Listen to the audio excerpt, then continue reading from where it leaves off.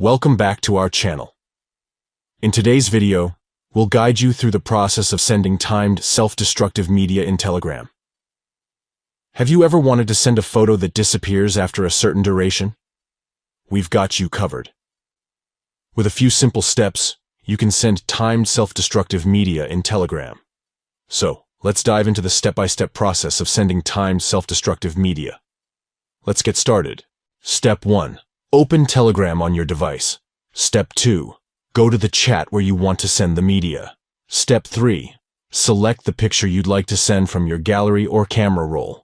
Step 4. Tap on the stopwatch icon located at the bottom left corner of the screen. Then, set the desired duration for the media to be visible before it automatically disappears.